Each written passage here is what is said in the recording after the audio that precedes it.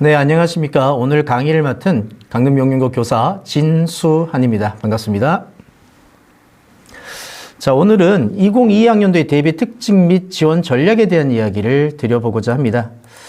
자, 2022년도 하면 대입에 대한 여러 가지 변화, 교육과정의 변화 등의 여러 가지 키워드가 많이 존재를 했습니다.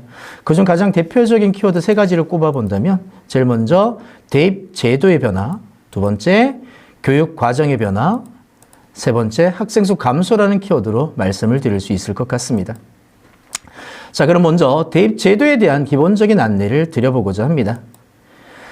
자, 대입 전형 4년 예고제가 몇 년 전부터 도입이 됐습니다. 고등교육법에 명시가 되면서 도입이 됐는데요. 그 주체를 보면 대입 전형 기본사항은 대교협에서, 대입 전형 시행계획은 대학에서, 그리고 모집 요강은 대학에서 공개하게끔 되어 있습니다. 자, 그러면 이 과정을 조금 세부적으로 들여다보도록 하겠습니다. 이렇게 보실 수가 있는데요.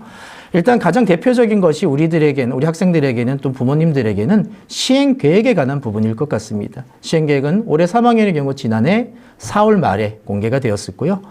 지난주 모집요강이 이번 주가 되겠네요. 5월 3일 날 3학년 수시 모집요강이 전국 대학에서 공개가 되었습니다. 정시 모집요강은 9월 1일자 개역이 되어 있다는 점 미리 말씀을 드립니다. 자, 대입 전형 간소화 몇 년 전부터 많이 강조됐던 부분인데요. 크게 네 가지로 이야기를 합니다. 수시에서는 학생부 위주, 논술, 실기 실적 위주 전형을 이야기하고요. 정시에서는 수능 위주 전형을 진행하게 됩니다.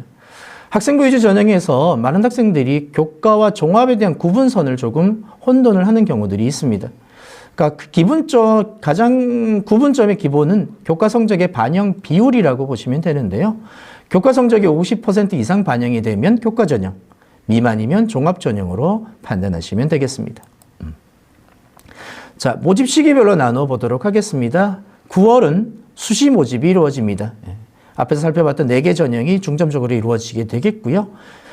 12월에는 정시 모집 전형이 진행이 됩니다. 수능 중심이 되겠고요. 그리고 2월에는 수능을 중심으로 한 추가 모집이 진행이 됩니다. 자, 모집 시기의 지원점에서 조금 우리가 반드시 주의해야 될 지점을 짚고 지나가 보도록 하죠.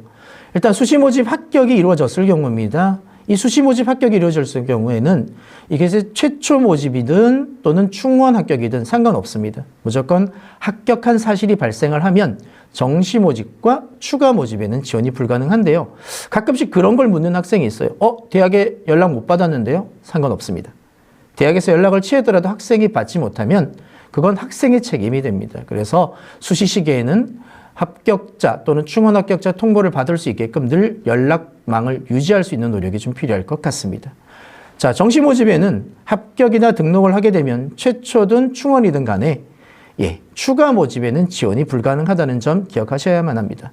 다만 정시 모집에서 합격을 하고 나서 추가 모집에 시작되기 이전 날까지 등록을 포기하시게 되면 추가 모집이 지원이 가능한데요.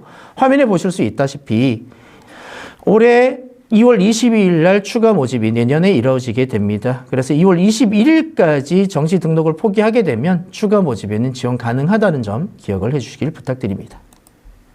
자, 지원 가능 횟수에 대한 안내를 드립니다. 먼저 수시 모집에는 최대 6회까지가 지원 가능하고요. 정시 모집에는 군별 1회씩 3회, 추가 모집에는 제한이 없습니다. 자, 복수 지원 금지에 관한 예외 대학들을 안내드리면 산업대, 청운대, 혼대, 사립대학입니다. 그리고 전문대학, 그리고 특별법에 의해 설치한 대학은 6회 제한에서 제외가 됩니다. 밑에 나오는 사관학교라든가 과학기술원 등의 특수목적 대학들은 모두 6회 지원에서 제외가 된다는 점 기억해 주시길 부탁드립니다. 자, 이중등록 금지에 대한 부분입니다. 많이 어려워하시는 부분들도 있고요. 헷갈려 하시는 분들이 되게 많아요. 등록 시기가 되면 합격자가 발표되고 등록 시기가 되면 이 부분에 대한 문의들이 꽤 많은 편인데 이번 시간에 잘 기억해 주시길 부탁드립니다. 먼저 합격한 대학이 하나 있을 경우 그 대학에 예치금을 납부하게 될 겁니다. 그리고 나서 시간이 지난 다음에 충원 합격이 이루어지게 될 겁니다. 이랬을 경우 다른 학교에서 대학 사실이 통보가 되면 먼저 그 해당 대학에 등록하겠다는 등록 의사를 먼저 밝히십시오. 그리고 나서 예치금을 그 해당 대학에 예치금을 내기 이전에 먼저 최초 합격에 등록해서 예치금을 납부했던 대학에 등록 포기 절차를 반드시 밟으셔야만 합니다. 그리고 나선 나중에 다음 대학에 예치금을 납부하시면 이중 등록 금지에는 해당되지 않습니다.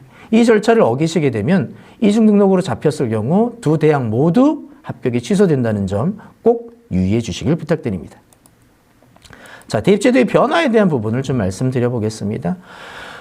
지난해부터 좀 살펴보면 이제 대학교 2학년 학생들이 다니고 있던 이 고3 시기에는 학생 수가 많이 줄어들기 시작을 합니다. 그리고 지난해 대입을 치렀던 학생들은 교육과정의 첫 해였던 시기고요. 올해 고3 아이들은 공정성 강화 방안의 적용 첫 해입니다. 그리고 현재 1학년은 그 2단계가 적용되는 시기라고 보시면 되겠고요. 자, 그 외에도 현재 초등학교 6학년이 대입을 치르게 28학년도에는 지금 교육부에서도 저번에 보도자료가 약간 언급이 됐습니다만 고교 학전제가 도입이 되고요. 여기에 맞춰서 수능과 대입제도가 준비되고 있다는 점 말씀을 드립니다. 자, 올해 공정성 강화 방안에 따른 비교과 영역의 개선 현황입니다. 부모님들이나 학생 여러분들 모두 잘 알고 계신 상황이긴 한데 차이점을 조금 비교해 보면 자, 쭉 보시면 여기서 가장 핵심적으로 저희들이 봐야 될 것이 이 부분입니다. 동아리, 봉사, 수상, 독서활동의 차이점을 좀 보셔야 되는데요. 동아리는 2, 3학년은 기재가 가능합니다. 물론 글자 수의 제한은 있고요. 내용의 제한은 있습니다. 반면에 1학년 학생들은 반영하지가 않고요. 봉사활동, 고3, 고2 학생들은 특기사항은 미기재합니다만 교내 봉사활동이 모두 기재 가능합니다. 반면에 고1 학생들은 개인 봉사는 기재될 수 없고 교내 봉사활동만 기재가 가능하고 반영이 됩니다. 수상경영요. 학교당 한 건만 반영이 되는 데 비해서 현 1학년은 대비해서 반영되지 않는다는 점. 그리고 독서활동도 도서면과 저자가 기재 가능합니다만 고1 학생들은 대비해서 반영되지 않습니다. 다만 독서활동 자체가 독서활동 부분이 아니라 세특이라든가 동아리 활동에서도 현재 시점에서는 기재가 가능하니까 이런 활동 속에서의 독서를 기재해서 그 부분의 실질적인 효율을 높여주는 노력도 좀 필요하다고 판단이 듭니다. 자, 정시 수능 위주 전형이 확대되고 있죠. 여러 가지 요소가 있습니다만 여기서 저희가 기억해야 될 부분은 학생부 종합과 논술이 45% 이상이 되는 서울권 대학만 해당이 됩니다. 밑에 그 세 번째 칸에 보이시는 대로 이렇게 16개 대학이 해당이 되고요. 교육부 입장에서는 2024까지를 얘기했습니다만 조기 달성을 얘기를 했기 때문에 2023년도까지 40% 상향을 얘기했습니다만 조기 달성을 유도했기 때문에 올해 보시면 시행계획이 발표 나면서 대부분 대학들이 다 40% 정시 발표를 했다는 지점 기억해 주시면 되겠습니다. 학년별 수능 체제입니다. 올해부터는 이제 현재 1학년까지 동일합니다. 이렇게 바뀌었죠. 국어, 수학에서 선택 과목이 발생을 했고요. 영어, 한국사, 탐구 그대로 진행이 됩니다만 다만 탐구에서는 예전과 다르게 사탐 하나, 과탐 하나의 크로스 선택이 가능하다는 점 하나와 제2외국어는 절대평가로 바뀌었다는 지점입니다. 국어, 수학은 보이시는 대로 공통 점수와 선택 점수를 합쳐서 산출을 하게 된다는 점까지 기억을 해주시면 되겠습니다. 자, 요게 올해 3학년들이 받아보게 될 수능 성적표의 예시안입니다. 예전과 다른 지점이 있죠. 보이시는 대로 국어와 수학 영역에 선택 과목이 기재가 된다는 점 기억해 주시면 되겠고요. 제2외국어 한문 영역에서 등급만 기재된다는 점까지 확인이 가능합니다. 자, 요건 한 가지 기억을 하셔야 될 게 있죠. 바로 개인의 점수라는 겁니다. 표점, 백분위, 등급이 기재되고 있는데 이게 여러분이 성적표로 받아보게 되는 개인 점수인데 대학은 이걸 그대로 쓰지 않습니다. 바로 대학별 환산 점수를 활용하게 되는데요. 그러면 환산 점수가 어떤 건가 궁금해지실 부분이 있어서 예시를 한번 가져와 봤습니다. 자, 작년 사례는 아니고요. 재작년 사례입니다. 서강대 경우인데 A 학생, B 학생이 있습니다. 보이시나요? 합계 점수를 좀 봐주세요. 표점과 백분위 점수가 어느 학생이 더 높습니까? 두 영역 다 모두 B 학생의 점수가 더 높게 나옵니다. 그런데 아까 앞에서 말씀드렸습니다만 대학은 개인의 점수를 그대로 활용하진 않습니다. 서강대 표준 점수와 변표, 탐구 영역의 변표를 활용합니다. 그리고 수학 영역에 보시는 대로 비율이 높다는 거, 영어의 가산점 방식을 선택하고 있죠. 그런 절차를 밟았더니까 개인 점수가 높았던 B 학생이 오히려 환산 점수에서 부족하면서 낮아지면서 불합격을 하고 개인 점수가 낮았던 A 학생이 오히려 합격하는 현상을 확인해 볼 수가 있습니다. 자, 가천대 거 볼까요? 일반 전형 1, 2에 대한 이야기입니다. A 학생은 색깔을 칠한 대로 모든 영역에서 골고루 점수를 좀 잘 받은 케이스고요. B 학생은 수학, 영어, 과탐의 점수가 좀 높은 학생입니다. 그런데 가천대 자연계열의 일반 전형 1, 2 반영 방법을 보시면 이 특징에 따라 전혀 다른 양상을 보여주고 있습니다. 그래서 A 학생은 골고루 균등 반영을 하고 있는 일반 전형 1 전형을, B 학생은 개별 영역을 조금 우수한 영역을 따로 반영해주고 있는 일반 전형 2 전형을 지원하는 게 맞다는 거죠. 이 부분까지 잘 기억하시면서 대학별 환산 점수의 특징들, 이건 수시에서도 적용된다는 점 기억해 주시면 감사하겠습니다. 자, 올해 수능 선출 방식이 바뀌었다는 거 많이 들어보셨을 겁니다. 공식이 좀 복잡해 보이는데요. 간단히 말씀을 드리면 선택 과목의 유불리를 없애기 위해서 특히 수학, 국어가 되겠죠. 공통 과목의 평균과 표준 편차를 활용해서 그 유불리를 완화시켜 주겠다는 내용입니다. 이 부분 잘 좀 기억하셔서 내가 어떤 게 또 유리할지 불리할지에 대한 고민들도 함께 선생님과의 상담을 통해서 해결해 보는 과정이 필요하다고 생각이 듭니다. 자, 그러면 많이 궁금합니다.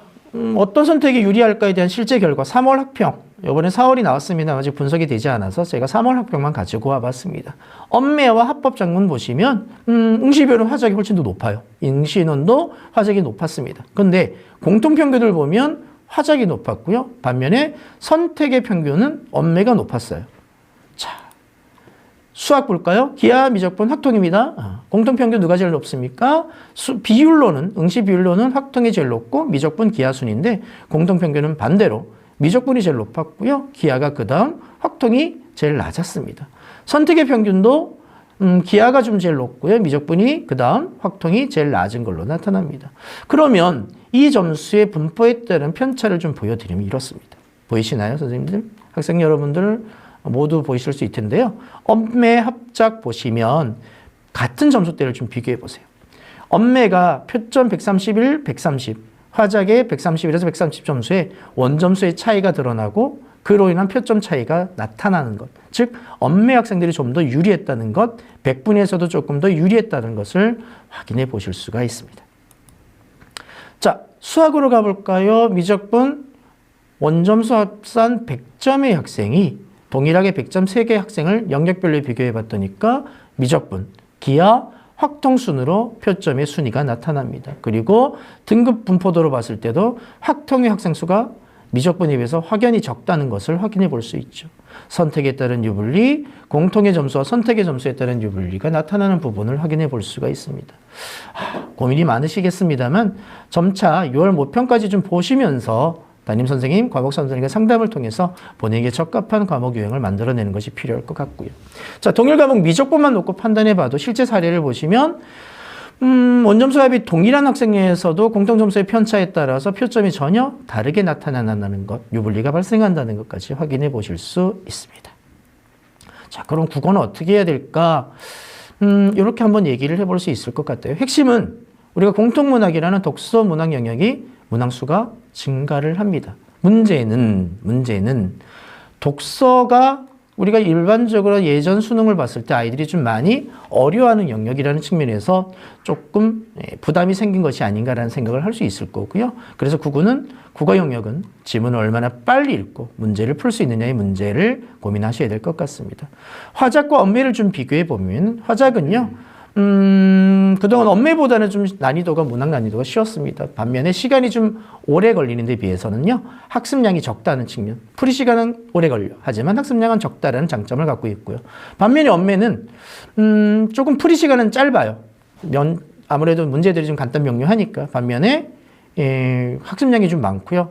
매체 같은 경우는 기존에 기출문제가 출제된 적이 없기 때문에 올해 양상들을 좀 보실 필요가 있는데 제 개인적인 생각으로는 화작과 비슷한 패턴의 문제 유형들이 좀 출제되고 있다라는 말씀을 드립니다. 어쨌든 동점 관계에서 봤을 때는 엄매가 표점이 높은 양상들은 나타납니다만 국어가 늘 시간 부족을 많이 겪는 학생들이 많아서 이것이 변수가 될 가능성이 있다라는 말씀을 드립니다. 수학은 제 과목이 아니라서 어렵게 좀 말씀을 드리게 됩니다만 어쨌든 공통문항인 수학 완투의 문항은 동일하다. 반면에 지난해에 비해서는 좀 어려워지지 않겠냐는 예상들을 하고 계신 것 같고요. 공통과목 대비해 선택과목의 난이도에서 표준 점수가 조정될 가능성과 함께 확통에서는 킬러 문항이 경우의 수에서 이야기될 가능성이 있다는 얘기를 많이 하시고요. 기하 무적분의 분량의 차이는 없다는 얘기도 많이 하십니다. 자, 그 다음 사회통합 전형의 도입 법제화를 말씀드려 봅니다. 자, 두 가지 사항인데요. 일단 사회적 배려 대상자 선발 10% 의무화하라는 얘기가 나왔고요. 그러다 보니까 교과 성적 위주의 지역균형 선발을 수도권 대학의 공고사항으로 내려보냈습니다. 자, 그래서 많은 대학들이 지역균형을 만들어내고 있는데 현장에서 보면 부모님들도 그렇고 선생님들도 그렇고 학생들도 그렇고 이 지균 전형과 지역인지 전형을 혼동하는 경우들이 꽤 있는 것 같습니다. 좀 구분해 보겠을게요. 일단 수도권 거주 학생과 지방 학생으로 나눠봤습니다. 지역균형 전형은 두 지역 학생 모두 지원 가능하고요. 지역인재 전형은 수도권은 안 됩니다. 반면에 지방 학생들은 해당 지역만 지원 가능한데 우리 강원권은 당연히 강원도 지역 대학에만 지역인재 전형으로 지원이 가능하다는 점 꼭 기억해 주시길 바랍니다. 그럼 지역인재 전형의 주요 특징을 좀 살펴보면 법에 의해서 시행이 되고 있습니다. 법률에 따라서. 자, 가장 큰 특징은요. 지역인재 전형의 선발 규모가 점차 확대되고 있다는 측면과 함께 해당 지역 학생들이 지역인재를 통해서 의과대학의 진학률이 점점점 높아지고 있다는 측면입니다.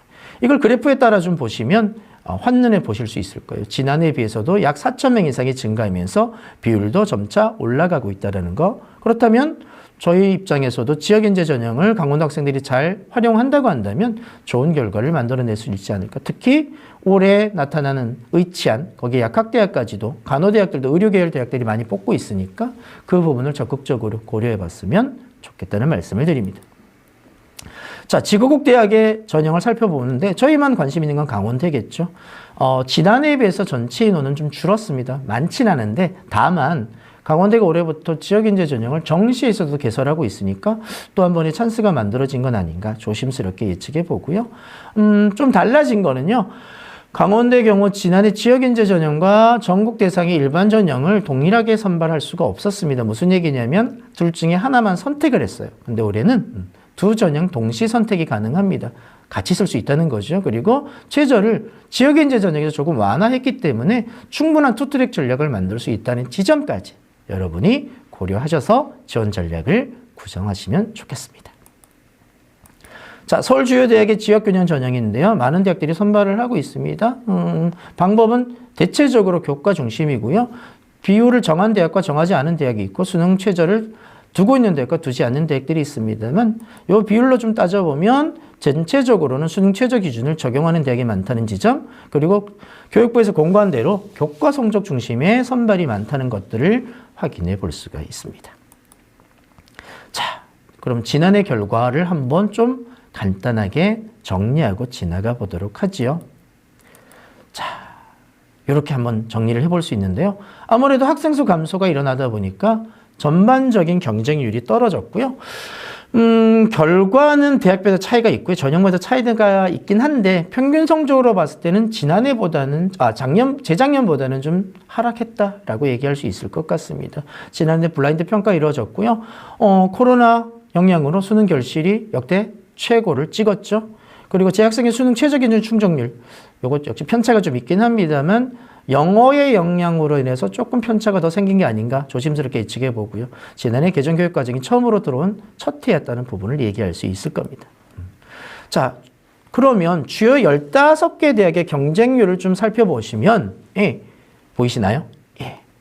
2020은 그 전년도에 비해서 종합과 교과에서 감소 추세, 논술 특기자 증가 추세 이렇게 보이는데 지난해는 그 2020과 비교했을 때 더 종합, 교과, 논술에서 감소를 했고요. 실기와 예체능 쪽은 특기자 쪽은 좀 더 증가했던. 하지만 전반적으로는 학생 수 감소라는 측면에 의해서 전반적인 경쟁률은 감소하고 있다는 거 보실 수 있을 겁니다.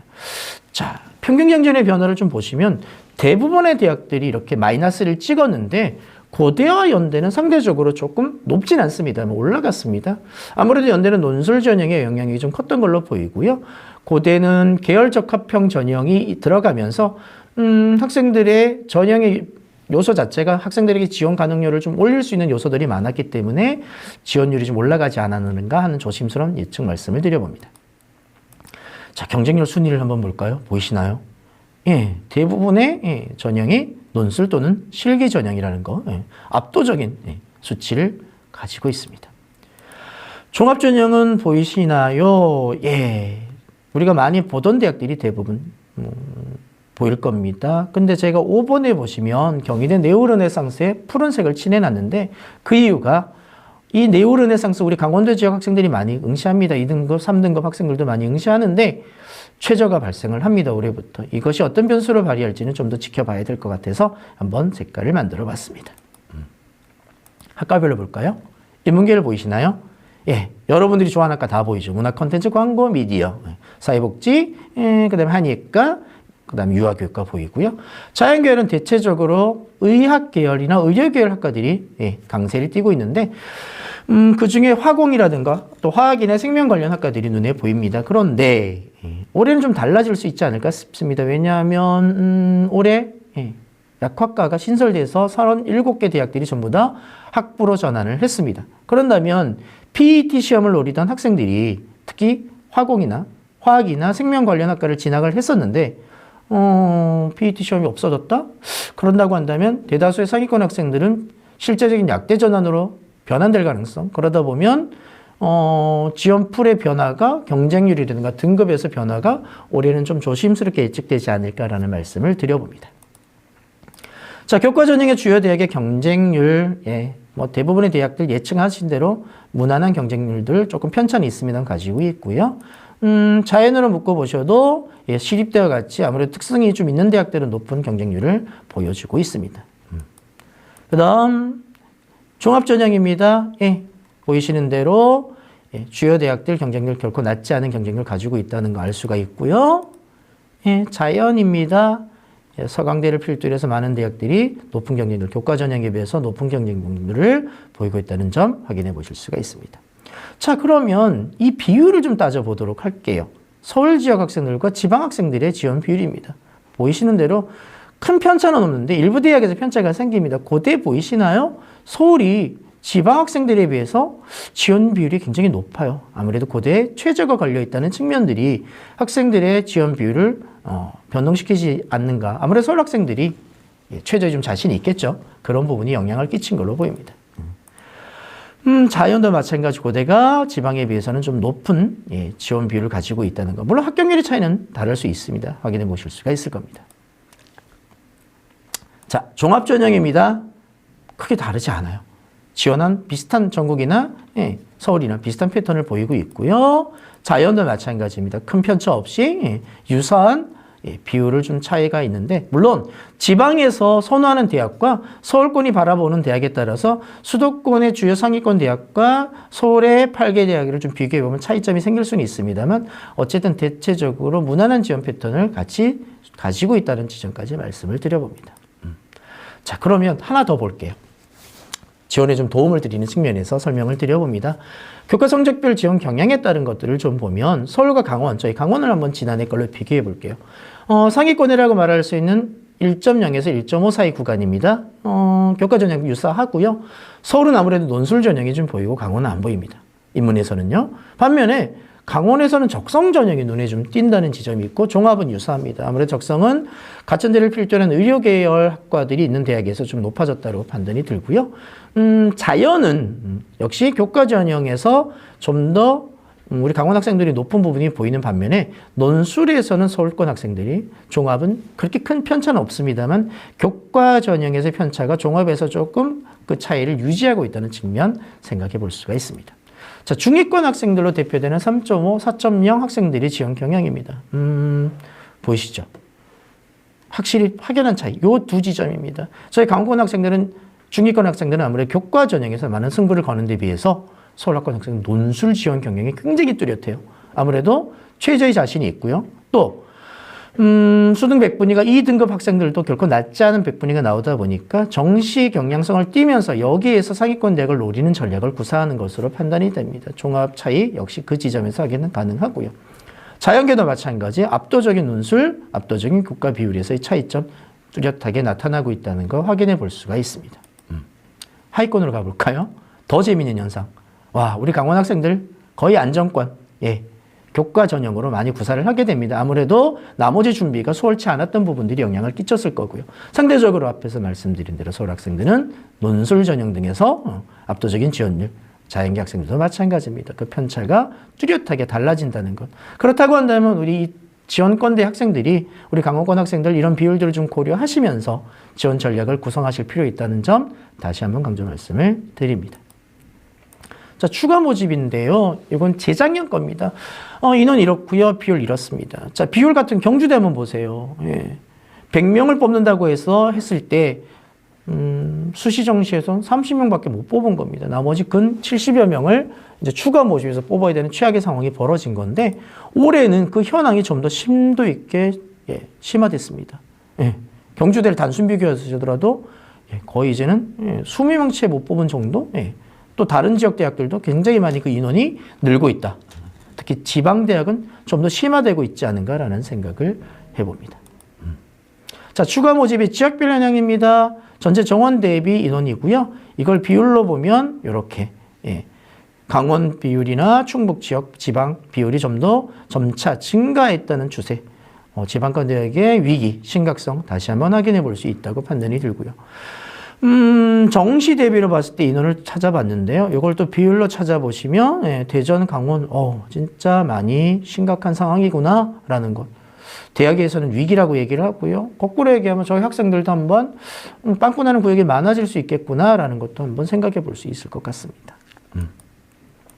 국립대 추가 모집 관심 많으시죠? 예, 적지 않은 인원들이. 강릉 원주대 같은 경우 보실까요? 재작년 22명밖에 없었는데 지난해 186명까지 늘어나면서 꽤 많은 인원을 이월시켜서 뽑고 있다는 거 확인해 볼 수가 있습니다. 이런 부분을 봤을 때 저희들이 한번 생각해 볼 수 있는 거, 그러면 우리 정시 추가 모집 노려봐야 되는 거 아닌가? 글쎄요. 그건 물음표가 좀 달리는 부분이 있어서 이건 뒤에서 말씀드리도록 하겠습니다. 자, 그러면 본격적으로 올해 대입의 특징에 대해서 살펴보도록 하죠. 올해 대입의 특징은 몇 가지로 얘기해 볼 수 있는데, 자, 요 정도입니다. 정시 선발 비율 증가했다고 말씀드렸고요. 또 수도권의 지역균형 전형이 실시된다는 거, 약학과가 신설된다는 것까지 확인해 볼 수가 있고요. 또 수능 선택 과목이 지정돼서 올해 처음 실시가 된다는 것까지 특징적으로 얘기합니다. 자, 그런데 올해 대입은 정말 아무도 몰라요. 깜깜이에요라고 얘기합니다. 인구는 준다고 얘기를 해요. 수능이 개편되다 보니까 어떻게 예측할 수 있지라는 얘기가 나오고 있고, 전형별 모집 인원의 변화, 지역균형의 변수는 어떻게 봐야 되나요? 블라인드 처리한다는데 어떻게 될까요?에 대한 궁금증이 생기고 이것이 저희들의 선택을 좀 더 어렵게 만들고 있습니다. 자, 올해 대입은 경량성을 띌 가능성이 높습니다. 선호대에 따른 경쟁률의 변화가 뚜렷할 것 같다. 거기에 따른 하락, 합격선의 변화까지. 또 정시가 확대됐으니까 지난해 추가 모집이 있었으니까 한번 소신 지원해볼까? 이런 지점들이 의외의 결과를 만들어낼 수 있지 않을까라는 예측을 해본다. 결국은 점수가 가장 큰 변수가 될 것 같다는 말씀을 드려봅니다. 올해 대입 지원율의 기본사항은 많이 알고 계신데 그중에서 우리가 봐야 될 것이 바로 적성고사 및 교사 추천서가 폐지됐다는 지점이 될 것 같습니다. 일정이 있고요. 보이시는 대로입니다. 9월 달에 세서 3일 이상 선발을 하고 12월까지 수시 미등록 충원 등록이 이루어진다는 지점입니다. 여기서 한 가지 보여드릴게요. 바로 미등록 충원 기간이 지난해는 5일간이었는데 올해 7일간으로 늘어났습니다. 지난해 코로나 때문에 줄었었죠. 이 부분을까지 감안하고 지난해 대학들이 정시에서 이월된 인원이 너무 많았던 지점을 고려한다고 한다면 올해 어떻게든 많은 대학들이 수시에서 충원해서 2월 시킬 인원들을 줄이려고 할 가능성이 높습니다. 그렇다고 한다면 충원 인원의 발생이 많이 늘어날 가능성이 있기 때문에 한번 조금 상향 지원에 대한 공격적인 지원 전략들을 학교에서 담임 선생님들과 고민해 보시는 것도 하나의 지원 전략이 될 수 있지 않을까 생각해 봅니다. 정시여 12월 달에서 1월 달에 전형기간, 그리고 2월 달까지 미등록 충원 합격 통고 마감되고요. 21일 등록 마감이 되고, 기억나시죠? 22일부터는 추가 모집 시작이 됩니다. 그래서 앞에서 말씀드린 대로 2월 21일까지는 만약에 정시 모집에 등록을 하셨다면 추가 모집 지원을 위해서는 등록을 포기하셔야 되는데 불확실성이 크기 때문에 쉬운 선택은 아닐 수도 있다는 점 말씀드려 봅니다. 자, 지난해와 올해 전형을 좀 비교해 볼게요. 이렇게 말씀을 드립니다. 보이시는 대로 어떻게 보이시나요? 그래프하고 숫자 이렇게 보이시죠? 교과 전형 감소했고요. 종합 전형과 실기 전형은 상대적으로 전국으로 봤을 땐 좀 증가했다라는 추세 볼 수가 있고요. 이걸 서울만으로 좀 좁혀볼까요? 교과 전형은 어떻게 됐습니까? 종합 전형 어떻게 됐죠? 많이 달라졌죠. 논술 줄어들었다, 실기는 그대로다. 반면에 수능이 많이 증가하고 있다는 지점까지 다시 한번 확인해 보실 수 있을 겁니다. 전형별 인원을 보시면 차이가 많이 드러납니다. 교과 전형, 종합 논술 차이점 확인해 보실 수 있을 거고요. 근데 여기서 논술을 좀 보실 필요가 있어요. 논술. 논술은 증가 추세로 보이긴 합니다만 여기에는 가천대, 수원대, 고려대의 적성 전형들이 논술고사로 전형된 현상으로 보시면 좀 더 이해가 빠르실 걸로 판단이 됩니다. 자, 이걸로 비율로 볼까요? 전국으로 봤을 땐 교과 전형이 비율이 가장 높고요. 수도권 18개 대학, 11개 대학은 수능 비율이 좀 더 높다라는 것. 반면에 상위권 스카이를 포함한 대학들은 여전히 종합 전형 비율이 높은데 2023에서는 이 비율들이 완전히 뒤바뀌고 있다는 것도 나중에 보실 수 있을 겁니다. 자, 8개교 보세요. 지난해와 다른 지점이 바로 요 지점입니다. 교과 전형이 지역균형 전형 실시로 인해서 여러 대학들이 많아졌다는 지점인데 그렇다면 예전 같으면 서울대를 종합을, 연세대를 종합을, 고려대 종합을 썼던 학생들이 그 아래 대학을 쓸 때 성균관대는 교과가 또는 서강대는 교과가 없었기 때문에 종합 전형을 썼을 거예요. 근데 올해는 어떻게 될까요? 교과 전형을 쓸 가능성이 점점점 올라갈 겁니다. 그렇다고 한다면 종합 전형의 지원 풀과 지원 경쟁률이 달라질 수 있는 변화, 그리고 충원이 많이 이루어진다는 예년의 추세를 봤을 때는 전혀 다른 결과가 나올 수도 있기 때문에 그 부분을 적극적으로 좀 고려할 필요가 있고요. 이 상위권 대학의 8개교의 영향은 바로 그 밑에 대학에도 지극적으로 연쇄적인 반응을 일으키게 됩니다. 밑에 대학도 교과 전형들이 활발히 선발이 되고 있기 때문에 그 밑에 대학들, 국민대에서 상명대까지 대학들이 요동칠 가능성, 그로 인해서 거점 국립대까지도 요동칠 가능성을 볼 수 있습니다.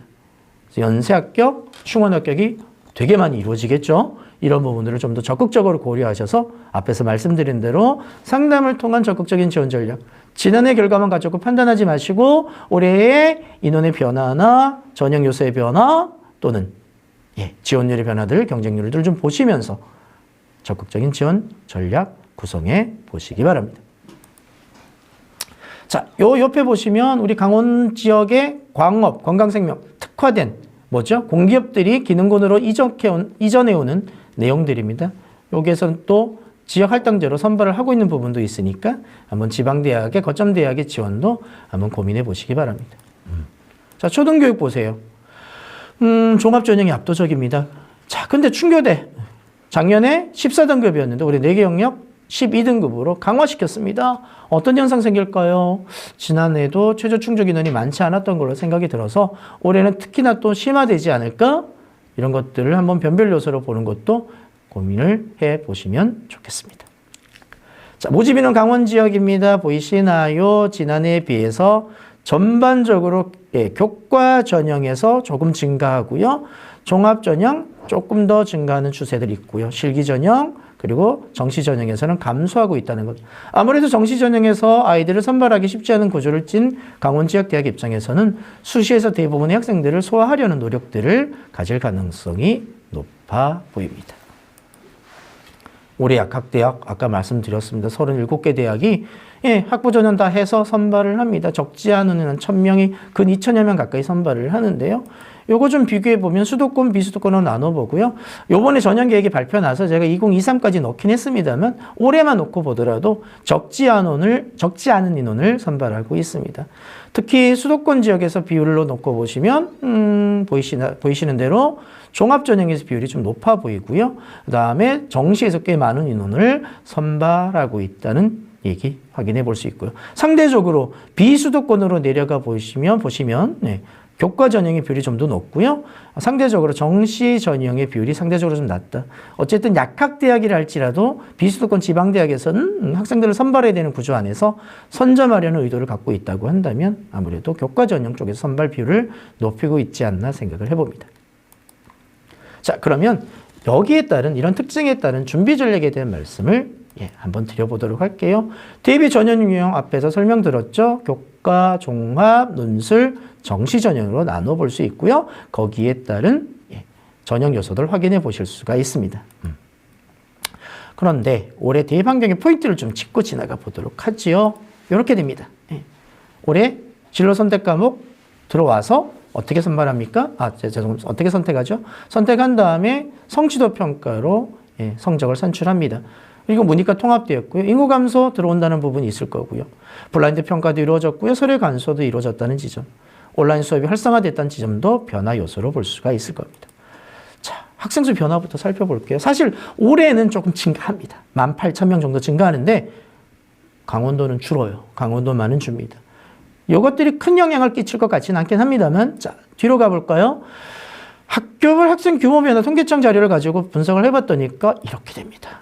규모가 큰 학생 수의 감소세, 400, 500, 500, 600 학생들의 숫자들이 학교 수가 급격히 감소하고 있다는 거 보실 수가 있고요. 그러다 보니까 소규모 학교들 100명, 200명, 200, 300 학교 학생들이 학교 수가 늘어났다는 지점이 있고요. 우리 강원도는 어떨까요? 조금 더 줄지 않았을까? 한번 생각을 해봅니다. 그럼 이런 인구 감소의 영향을 몇 가지만 살펴보면 이 정도 얘기가 될 것 같아요. 어쨌든 학생 수가 줄었어. 그러면 경쟁률은 떨어지게 되어 있을 겁니다. 또 각 학교마다 차이는 있습니다만 재학생의 전반적인 내신 성적이 떨어질 가능성. 이건 아무래도 개정교육과정의 선택 과목의 영향과 함께 맞물려 있다고 봐야 될 것 같습니다. 또 수능 인원이 전반적으로 지난해부터 감소됐다. 올해 결시율까지 봐야 되겠습니다만 어쨌든 인원의 감소는 수능 최저 충족에 어려움을 가져갈 수 있다는 지점까지 얘기해 볼 수 있을 것 같습니다. 자, 등급 인원의 변화를 이렇게 한번 예시를 들어봤는데요. 이쪽은 A 고등학교는 36%의 감소 비율을, C 고등학교는 8.3% 정도 감소폭이 작았습니다. 이걸 비교해보면 결국 학생 수의 감소폭이 클수록 지난해와 비교했을 때 지난해 동일 석차와 올해 석차를 비교해봤을 때는 같은 6등이라 하더라도 석차 등급이 점점점 떨어지고 있다는 것. 같은 6등이라도 같은 등급이 아니라는 거죠. 그 등급이 떨어지고 있다는 지점. 그리고 선택 과목에 따른 등급의 인원수의 차이 때는 유불리가 발생을 하고요. 마지막으로 수학처럼 계열 통합에 따른 유불리가 발생하고 있다는 지점까지 확인해 볼 수가 있습니다. 자, 그러면 올해까지 우리 1학년까지 학생 수 감소에 따른 수능 등급별 인원수를 제가 한번 산출을 해봤는데 이렇게 됩니다. 증감 인원 보이시나요? 올해는 2022는 작년에 비해서 증가를 해요.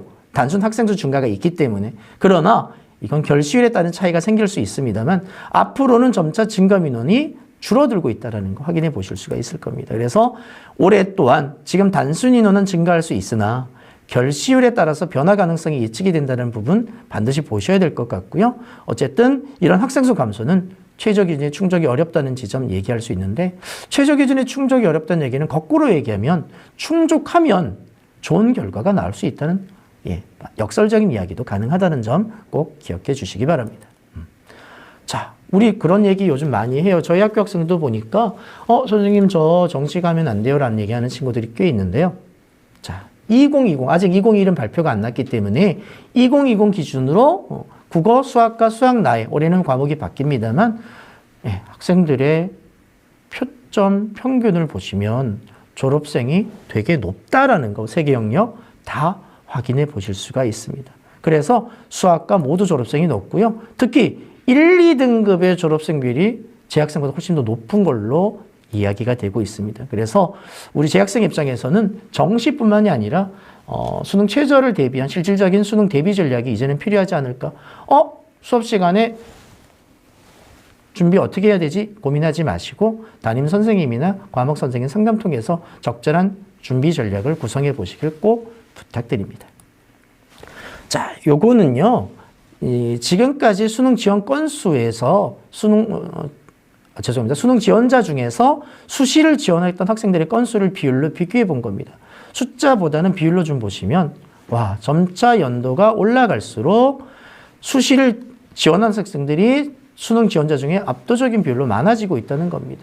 그만큼 수시는 어쩌면 이제는 선택이 아닌 필수 전략으로 그동안 구성되지 않았는가라는 생각을 합니다만, 물론 지역적인 편차와 학교적인 편차에 따른 차이는 있을 수 있어요. 어쨌든 이런 부분이 우리가 수능 최저 부분까지 고려했을 때 수능을 소홀히 할 수는 없다는 지점까지도 다시 한번 얘기해 볼 수 있을 것 같습니다.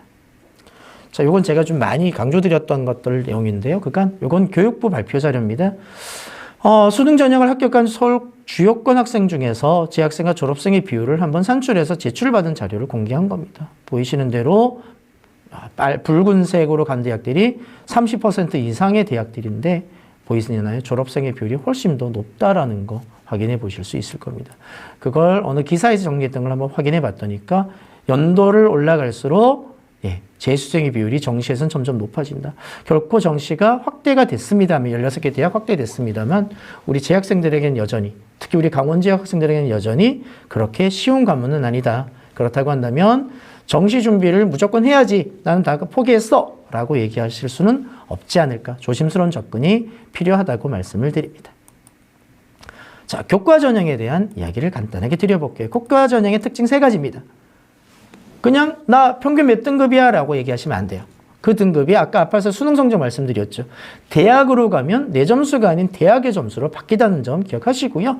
경쟁률 낮고 충원율 높습니다. 최저 기준 굉장히 중요하게 착용을 하게 되는데 올해의 학생부 교과 전형의 특징을 좀 살펴보면 이렇게 말씀드릴 수 있어요. 모집 인원 규모가 전국적으로 좀 늘었다는 것, 그 다음에 최저 기준을 적용하는 대학 수가 좀 늘어났다는 것, 그 다음에 수도권 지역 균형 들어왔죠. 그 다음 진로 선택 교과 반영 방법이 대학마다 많이 달라집니다. 교과 전형의 유형을 볼까요? 학생부에 면접이 들어오는 대학, 서류를 보는 대학들이 있습니다. 자, 경쟁률의 특징을 좀 보시면 보이시나요? 지난해 결과입니다. 전남대 지휘과 적성, 지역인재, 적성. 아무래도 교과에서는 명가, 자기 성적만이 아닌 다른 변별이 가능한 것들의 전형들이 많이 좀 발생을 했다라고 판단이 듭니다. 자, 올해 지역균형 전형 앞에서 말씀드렸습니다만 이렇게 수도권 대학까지 많은 대학들이 선발을 합니다. 비율을 정한 대학도 있고 또 정하지 않은 대학도 있고 수능 체제를 거는 대학도 있고 걸지 않은 대학 앞에서 확인 드렸는데요.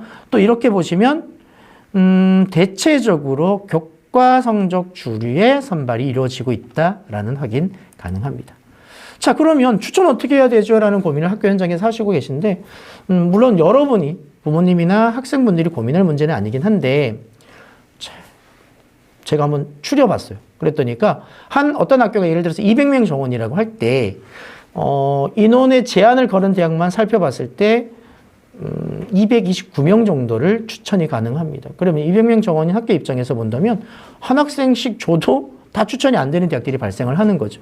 그래서 추천 횟수를 줄여봤을 때, 제한을 걸어봤을 때는 이렇게 비율이 달라진다는 겁니다. 근데 여기서 고민점이 생겨요. 그러면 각 학교에서 20%의 교과 성적은 몇 등급 될까까지일까? 그러면 어쩌면 지역균형 전형 추천, 수능 최저도 걸려있고 등급도 본다고 하니까 합격 가능성으로 본다면 풀의 한계가 생길 수도 있고 지원을 추천을 못하는 대학이 발생할 수도 있을 것 같습니다. 자, 그러다 보니까 아무래도 중복 추천이 이루어질 거고요. 어떤 현상이 생길까요? 중복 학자 다수 발생할 거고 이로 인한 이탈률, 충원율이 대폭 올라갈 가능성까지 한번 생각해 볼 수가 있을 것 같습니다. 자, 경쟁률도 한번 볼까요? 일반 전형과 직윤 전형, 즉 비추천 전형과 추천 전형을 비교해 봤을 때 평균적으로 보더라도 추천 전형의 경쟁률이 낮기 때문에 이런 부분을 좀 고려한 지원의 유불리를 생각해 보실 필요가 있을 것 같아요. 어쨌든 수도권 대학의 얘기를 좀 들어보면 이런 얘기를 합니다. 평상시 수시 교과 전형으로 뽑으면 예를 들어서 어느 한 학교에서 한 고등학교에서 10명씩은 지원을 안 해요 라고 얘기를 합니다. 그런데 10명의 제한을 건 학교가 있습니다. 그 이유는요. 아무래도 추천이라는 전형을 걸게 되면 학생들은 거기에 대한 추천에 대한 어떤 자부심 그리고 비율에 대한 경쟁률에 대한 고민 때문에 오히려 지원율을 증가시킬 수 있다는 고려점을 만들어낼 수도 있다는 거죠. 그런 부분들이 고려가 되고 있는 것 같고요. 또 하나는 추천 인원을 정함으로써 그 추천 비율만큼 하게 되면 자기들이 원하는 경쟁률까지도 끌어올릴 수 있는 부분도 있습니다. 그러나 아까도 말씀드렸죠. 경쟁률과 충원율을 비교해 본다면 실질적으로 충원율의 상승은 실질적인 경쟁률의 감소, 또 수능 최저 기준이 있는 대학들은 실질 경쟁률의 감소로 이어질 수 있는 부분이 있기 때문에 단순 경쟁률보다는 그런 복합적인 경쟁률을 선생님과 상담을 통해서 판단하시면서 지원풀을 구성하시면 의외의 결과도 나올 수 있지 않을까 한번 생각해 봅니다. 자, 수능 최저 기준 규모가 확대됐다 그랬는데 전반적인 비율 보시면 우리 쪽에 학생들이 많이 지원하는 수도권과 강원을 나눠보시면 미적용 대학이 비율로 보시면 수도권이 좀 더 높다라는 것 확인해 볼 수 있고요. 상대적으로 강원권에 미적용 대학이 좀 더 많다. 이건 아무래도 선발의 풀이 다를 수밖에 없는 구조. 또 수도권 대학은 특히 서울 지역 대학들은 좀 자신감이, 선발 인원에 대한 자신감이 좀 반영된 것이 아닌가라는 생각을 해봅니다. 자, 최저 기준의 변화, 폐지 완화 강화에 대한 얘기를 많이 물어보시는 분들이 있는데 간단하게 말씀드릴게요. 폐지되면요, 경쟁률 올라가죠. 성적만 내고 뽑을 테니까요. 아무래도 입결이 올라갈 거고 복수, 합격 많이 발생하기 때문에 충원율이 올라갑니다. 반면에 없던 최저가 생기면 최저 나 자신 없어. 경쟁률 떨어질 겁니다. 반면에 나 최저 자신 있으니까 가야지. 조금 낮은 내신 학생이 높은 내신 학생을 이길 수 있죠. 입결이 하락되는 결과를 가져올 수 있다는 것까지 고려해 보시기 바랍니다. 자, 진로 선택 과목 반영 비율 앞에서 올해 선택 과목이 성취도 평가를 말씀을 드렸는데 반영 비율을 봤더니까 대체적으로 반반 정도 반영하는 대학과 반영하지 않는 대학으로 나눠볼 수가 있습니다. 수도권 대학으로 나눠보면 이렇게 성취도에 따른 환산 점수를 부여하는 대학이 있는 반면에 아예 정성평가, 원점수 환산 점수를 가는 대학들도 있습니다. 강원권 대학은 어떨까요? 대체적으로 성취도별 가산점을 많이 하는데 반영 과목수를 정하지 않은 대학도 있고 정한 대학도 있습니다. 이거는 5월 3일 모집 요강이 발표 났으니까 그걸 통해서 구체적인 수치와 내용을 좀 보시면 도움이 되지 않을까 싶습니다.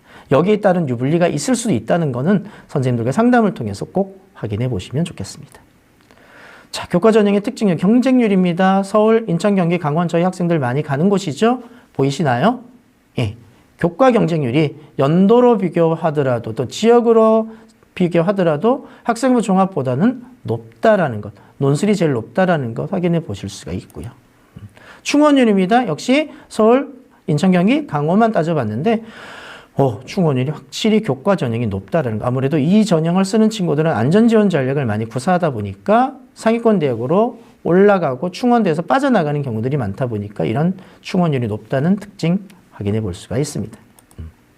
자, 수능 최저 기준의 영향력 최종 등록자 기준으로 3개 연도를 한번 비교해 봤습니다. 보이시는 대로 충원율, 충족률을 보시면 그렇게 높지 않아요. 그러다 보니까 충원율이 상대적으로 높게 발생하는 것들 지역연자와 일반 학생 전형에서 볼 수가 있는데 아까 앞에서 말씀드린 거 기억하시죠? 일반 학생, 교과 지역 인재 모두 올해는 동시 투트랙으로 지원이 가능한데 지난해와 비교해서 차이점은 반영 영역이 2개에서 3개로 들었다는 지점이긴 합니다. 또 하나 지역 인재가 좀 더 완화됐던 지점이 있기 때문에 이 충족률과 충원율의 변화가 예전과 좀 다른 양상을 띨 수 있지도 않을까라는 생각. 왜냐하면 일반 전형에 합격도 하고 지역 인재도 합격하는 강원도 학생이 하나를 선택하는 형태들로 나타날 가능성이 높거든요. 그런 것들이 한 전형 쪽에 충원율을 좀 더 끌어올릴 가능성도 한번 고민해 볼 수 있고요. 그러다 보니까 최하 등급의 평균이 상대적으로 좀 낮게 형성되는 것. 이건 등급 평균입니다. 한 수치만 본 건 아니라는 지점 말씀을 드리고요. 그 다음에 그걸 충족률로 봤을 때 실질적인 결과로 대학에서 공개하는 걸 보시면 요과 보이시나요?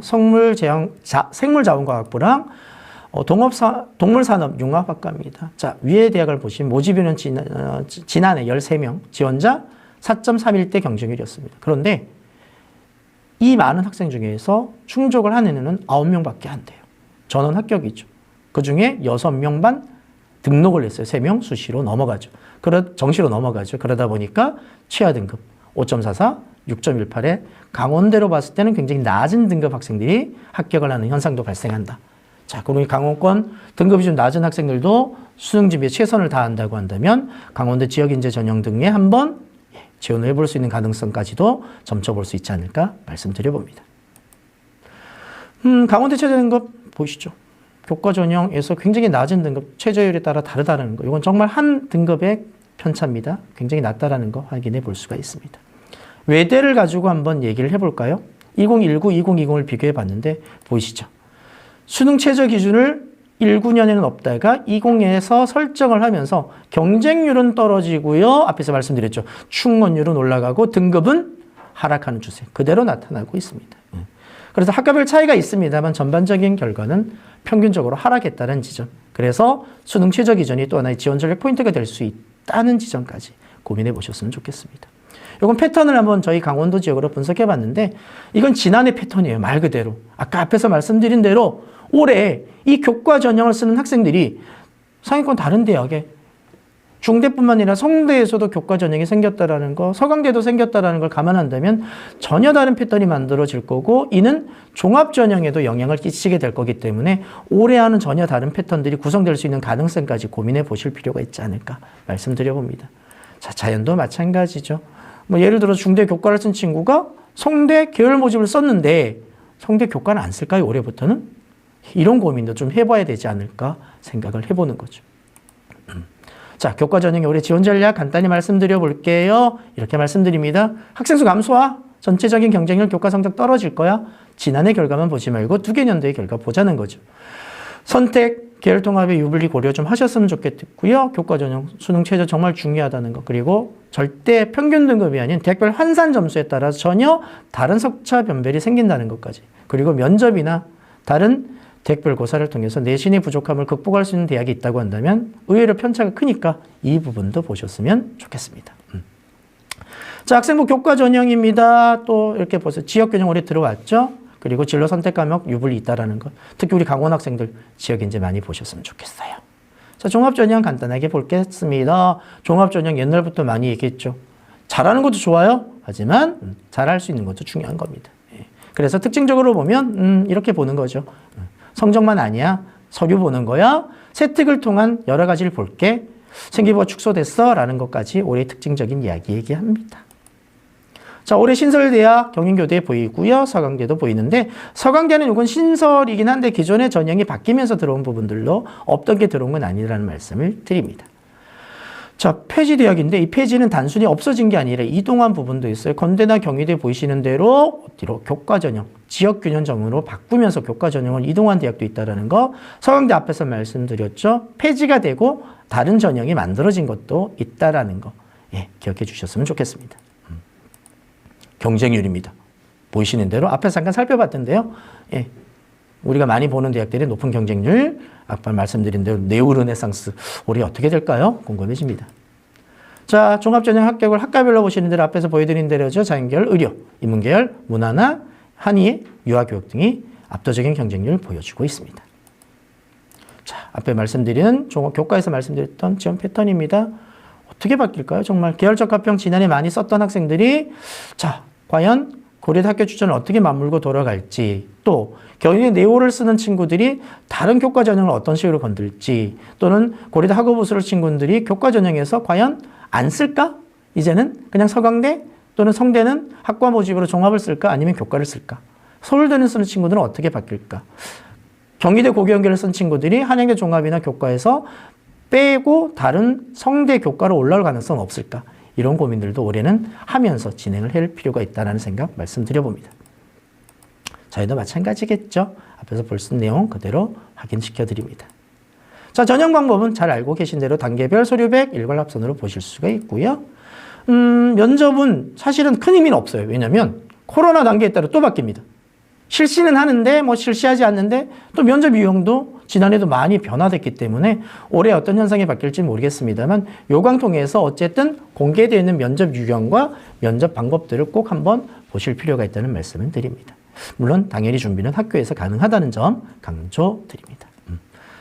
최저 기준을 적용하는 대학 오늘 대표적인 게 네오르네상스라는 점 앞에서 말씀드렸던 부분이 있고요. 자, 의학학 보고를 재는 최저 반영대학 경희대 네오르네상스 이렇게 보시면 높지는 않아 보여요. 4과 중에 하나 반영 가능하고 2개가 본데 변수가 워낙 많은 올해라서 어떻게 바뀔지는 좀 지켜봐야 되지 않을까라는 생각을 해봅니다. 서울대 아직 발표 안 났습니다만 수능 최저 완화하겠다는 시그널들이 자꾸 나오고 있어서 한번 확인해 봐야 되겠는데 예, 끝까지 들여다볼 필요는 좀 있을 것 같습니다. 평가 서류입니다.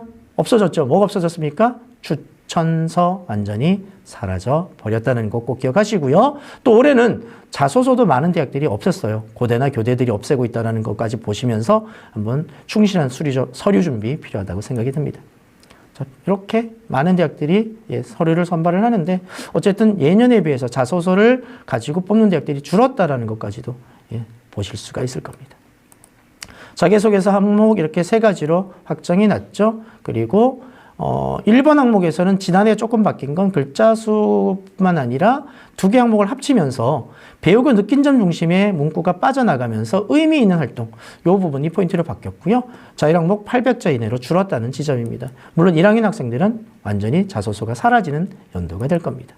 자율문항 지난해 겁니다. 올해는 아마 발표가 났습니다만 제가 확인을 미처 못했고요. 서울대는 확실하게 2권 이내로 바뀌었어요. 3권 아니고 2권으로 그러니까 글자 하나 줄면서 바꾼 걸로 판단이 듭니다. 여전히 그대로 독서로 가고 있고요. 나머지 대학들도 지원 동기나 진로 계획 쪽으로 가지 않을까 한번 예측해 봅니다. 자, 자소서는 지난해와 크게 다르지 않은데 너무나 잘 알고 강조됐던 부분들일 겁니다. 교회 수상 실적 부분, 수학과학, 외국어 교과 부분 많이 강조됐는데 0점 처리된다고 올해 바뀐 거 꼭 기억하세요. 3번째 항목입니다. 학생부 위주 전형의 자소서는 공교육 내에서 이루어진 겁니다. 그러다 보니까 학생부에 기재할 수 없는 항목은 여기에서도 기재하시면 안 돼요. 그거 기재하게 되면 어떻게 된다? 불이익을 받습니다. 작성을 금지하고 있습니다. 이거 꼭 기억하셔야 됩니다. 기재하셨다가 발각이 되면 불합격 가능성도 높아진다는 거 꼭 기억해 주셨으면 좋겠습니다. 서로의 상호 연관성에 대한 많이 말씀드렸었는데요. 결국 학생부는 기본이 될 것이고요. 자소서는 여러분의 이야기입니다. 학생부에서 파악할 수 없는 여러분의 이야기, 여러분의 과정을 자소서를 통해서 드러내주면 된다는 거 강조 말씀드려봅니다. 글자 수 바뀌었죠? 많이 줄었습니다. 그렇기 때문에 더욱더 수업에 관한 이야기들이 대학에서는 강조되고 있고요. 올해 온라인 제공 범위도 좀 바뀌었는데요. 수상 경력이 다 따라왔던 걸 올해는 한 학기당 1개만 제공을 하게 된다는 것과 세특이 3학년 1학기까지로 바뀌었다는 지점입니다. 자, 그럼 수상 경력 제공을 올해 교육부에서 공지를 했는데요. 학교별로. 일단 그 대상은 졸업 예정자와 조기 졸업을 포함한 겁니다. 학기당 1개. 수시는 최대 5개, 정시는 최대 6개고요. 학생 학부모 결정에 대해서 같은 모집 시기에는 모든 대학에 동일하게 제공이 되고 수시에서 정시로 갈 때는 변경이 가능한데 이걸 좀 도식화 시켜보면 이렇게 돼요. 과정 한꺼번에 보여드리면 이렇게 됩니다. 선택 첫 번째 수시에서 한번 하면 5회까지만 선택 가능하고요. 이 절차를 통해서 생성이 돼서 대학으로 갑니다. 자, 두 번째 선택할 게 정시 때인데 요때 선택했던 상황을 여기서 바꿀 수는 있어요. 정시 때 바꿀 수 있는데 총 3회입니다. 문제는 정시는 수상 경력이 큰 의미가 없을 가능성이 높기 때문에 수시에서의 신중한 선택이 좀 필요할 거라고 생각이 들고요. 다만 변수가 하나 있습니다. 어디에도 졸업생에 대한 얘기가 없어요. 지금 현재 교육부의 입장은 파악하기로는 졸업생들은 모든 수상 기록을 그대로 다 보여준다는 겁니다. 제 학생들이 손해보지 않는가라는 생각을 할 수도 있는데 대학의 입장에서 수상 경력의 1회 제공, 총 5회 제공 큰 유의미할 수 없다라는 판단을 할 수도 있는 여지가 있기 때문에 조금 더 지켜볼 필요가 있을 것 같습니다. 그래서 동국대 종합전형 가이드 이런 얘기가 나와요. 축소되었어요. 의미가 없나요? 의미 있다고 얘기를 합니다. 그런데 원론적인 얘기를 하고 있기 때문에 어쨌든 본인이 받은 상 중에서 자기가 좀 특성을 드러낼 수 있는 상은 선생님들과의 상담을 통해서 제공해 주시는 것이 도움이 될 것 같습니다. 자, 평가 요소 너무나 우리가 잘 알고 있는데 자, 요거를 제가 좀 가져왔는데 비타민이 조금 잘렸네요. 죄송합니다. 보이시나요? 같은 대학, 중앙대 다빈치 탐구형 인재입니다. 소프트형 인재 전형이에요. 그런데 전형 방법이 다르고 그 비율이 다릅니다. 이 특성을 이해하시고 어디에 본인이 더 역량이 우수한지를 볼 필요가 있어요. 전공 적합성 탐구 역량이 우수하다면 다빈치가 아니라 탐구형으로 가셔야 되죠. 단순히 점수로 판단하면 안 돼요. 외대도 마찬가지입니다. 면접형 서령 전형 방법 다르고요. 비율이 다릅니다. 이쪽은 면접은 계열 적합성, 반면에 서류는 학업 역량을 좀 더 우수하게 봅니다. 어느 쪽이 자기에게 적합한지를 판단하실 필요가 있다는 거죠. 자, 그렇다면 우리는 성공적인 대입, 우리 고등학교 생활 뭐 보여주면 좋을까? 이런 판단에 의해서 전 이렇게 생각을 늘 강조합니다. 수업을 중심으로 한 그 수업에서의 연계, 확장, 심화하는 활동들이 생기부를 통해 드러나고 자소서를 통해서 강조되고 있다면 아무런 문제가 없다는 거. 뭐가 중심이라고요? 수업이라는 점 다시 한번 강조드립니다. 자, 학생의 사실, 여러분의 사실은 뭘 통해 드러나면 좋다? 교과, 수업. 문제 푸는 거 숫자로 이미 성적으로 확인 가능해요. 그래서 교과에서 필요한 역량 이런 것들이 되겠죠. 국어라는 표현, 수학이면 문제 풀기 이런 것들이 좀 언급될 필요가 있다는 지점 말씀드리고요. 일회성보다는 꾸준한 활동, 지속적인 활동을 통해서 평가되는 것이 좋을 것 같고요. 역량과 수업을 기반으로 한 내용들이 드러나게끔 노력하실 필요가 있습니다. 올해 평가 요소의 변화 중에 가장 대표적인 것은 학생의 과목 선택이라는 부분입니다. 2015 개정교육과정이 들어온 역량인데 다만요. 나 이거 선택했어요 라고 자랑하는 게 아니거든요. 2015 개정교육과정에서 학생의 선택은 이미 기정사실화되어 있습니다. 어떤 과목을 선택했는지도 중요합니다만 그 선택된 과목을 통해서 어떻게 변화되고 어떻게 활동을 통해서 성장했는가 이것 또한 굉장히 중요하다는 말씀을 드립니다. 좋은 학생부 요건, 개별성, 구체성, 지속성입니다. 개인의 모습, 구체적인 활동의 모습, 꾸준히 한 모습 앞에 세 가지 다 말씀드린 거죠. 이런 것들이 자소서를 통해서도 나타날 수 있게끔 노력해 주시면 좋겠습니다. 자, 그럼 우리가 말하는 학업 역량은 뭘까요? 공부를 잘한다는 것, 어떤 지적 호기심을 통해서 수업을 통한 여러 가지 과정을 통해서 독서, 교육과정, 세특 이 과정을 통해서 드러낼 수 있는 노력들이 필요한 것 같고요. 학업 역량 중에서 공부를 잘할 수 있다는 것, 종합전형의 특징 중에 하나였죠. 뭘까요? 학업 역량을 기반으로 확장을 통해서 대화나 동아리 활동 등을 통해서 다양한 경험, 결과물을 드러낼 수 있다면 도움이 될 거라고 판단이 듭니다. 자, 대학은 이런 신호를 줍니다. 학생 선택의 교육과정, 학생 중심의 수업 변화를 통해서 학교가 시킨 것을 한 것이 아니라 학생이 학교 안의 교육과정 스스로를 선택하고 진행한 모습을 보여달라는 얘기입니다. 결국 평가 요소는 무엇이 아니라 학생 중심의 어떻게로 가고 있다는 거 다시 한번 강조를 드려요. 자, 거의 끝나가고 있는데요. 지원 전략의 포인트 몇 가지 짚어드릴게요. 자, 서울대의 경쟁률 보이시나요? 지난해 경쟁률입니다. 저희들 농어촌 학생들도 있긴 합니다만 직영과 일반을 놓고 보시더라도 전체적인 경쟁률 인원 감소 추세가 보이는데 그중에 특히 인문 학생들의 감소가 눈에 띕니다. 뭘 의미할 수 있을까요? 아무래도 교과 성적의 산출 비율에서 인문계 학생들이 통합 산출 등 또 선택 과목 등의 비율에서 좀 더 손해를 봄으로 인해서 자연계의 직윤의 추천이나 지원들이 좀 올라가고 있는 건 아닌가. 이런 부분도 한번 각 현장에서 선생님들과 학생 여러분들, 부모님들의 상담을 통해서 고민하실 여지가 있다고 판단이 들고요. 한양, 요 경쟁률은 결국 이대, 중앙대, 밑에 대학에까지 영향을 끼치면서 인문자연에서 경쟁률의 변화를 가져올 수 있다는 것. 올해 그 경쟁률의 변화는 지역균형의 전형이라는 측면과 맞물려서 더 편차가 커질 가능성, 이동이 더 급격히 올라갈 가능성도 있다는 것까지 같이 감안해 주셨으면 좋겠습니다. 자, 요거는 제가 좀 강조드리려고 가지고 왔는데, 이대 교교 추천 교과 전형입니다. 모집 인원 지난해 15명이었고요. 지원 인원 54명이네요. 충원 34명 됐고요. 총 합격 49명이에요. 그럼 경쟁률을 비교해보면 최초 지원 인원의 3.6대 1입니다만 충원 인원의 총 합격 인원을 비교한다면 실질 경쟁률, 합격률까지 감안한다면 결코 낮은 경쟁률이 아니라는 거죠. 즉 우리가 대입 지원을, 수시 지원을 판단할 때는 대학에서 공개하고 있는 단순 최초 경쟁률을 보지 마시고 대학의 실질 결과를 비교한 충원 인원이나 최저 충족률까지 고려한 실질적인 지원 대비 경쟁률, 합격률을 고민할 필요가 있고요. 그걸 통한 최종적인 경쟁률을 비교할 필요가 있다는 말씀을 다시 한번 강조드립니다. 이는 종합전형에서도 마찬가지로 나타납니다. 3명, 7명, 총합격형 10명, 실질 경쟁이 1.9대 1 이런 부분들이 의미하는 바를 꼭 기억해 주셨으면 좋겠습니다. 자, 수능 인원 변화 많이 강조드렸는데요. 100명이 응시했을 때, 80명이 응시했을 때 동일 등수라 할지라도 등급과 100분의 1의 변화, 정시에서든 수시에서든 경향성을 가질 수 있다는 것, 편차를 생길 수 있다는 것 때문에 수능 최저의 충족 여부의 어려움을 다시 한번 강조드리면서 또한 그로 인해서 수능 최저 충족이 이루어진다면 더욱더 적극적인 지원 전략이 가능하다는 것 강조 말씀드립니다. 영어 절대평가 얘기 좀 하고 갈까요? 제발 강조드리는데요. 여러분들 학교 현장에서 저희 학교 학생에도 제발 수능 공부 좀 해, 영어 공부 좀 해 얘기합니다. 그 이유는 인원의 변화에 영향을 받지 않는 게 얘네거든요. 영어거든요. 절대평가잖아요. 그런데 지난해를 보면 그 비율이 12.66%로까지 올라갔었습니다. 그러다 보니까 재학생의 수능 최저 충족률이 생각보다 심각하지 않았어요. 워낙 이게 비율이 높았으니까. 물론 강원은 조금 떨어지긴 했습니다만, 그런데 올해 변수는 뭐죠? 간접연계 50%. 간접연계라고 하는 것은 똑같은 지문이 출제되지 않아요.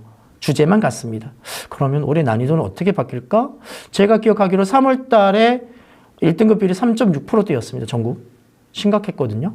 그런다고 한다면 올해 영어 공부를 좀 더 충실하게 할 필요를 강조드리고요. 이를 통한 최저 충족 여부에 대한 판단들, 준비들이 필요하다고 생각이 듭니다.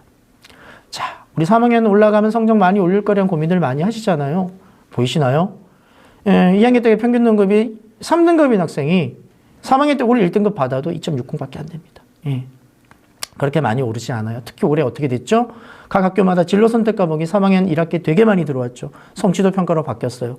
정말 심각합니다. 그러니까 내신 관리와 더불어 최저 기준의 준비, 나머지 생활의 보완 등을 통해서 다양한 지원 전략 구성해 주시길 부탁을 드립니다. 자, 우리 지원 전략을 구성할 때 여러분들 어떻게 해야 될까요? 먼저 목표치를 여러분이 정할 겁니다. 그리고 우리 현재 위치를 가늠하게 되죠. 현재 위치는 목표치를 통해서 어떻게 차이를 줄일 것인가를 고민하게 되는데, 아무래도 갈 수 있는 대학은 교과 수능 전형으로 단순하게 접근을 할 겁니다. 반면에 가고 싶은 대학은 그의 편차들을 고려할 수밖에 없죠.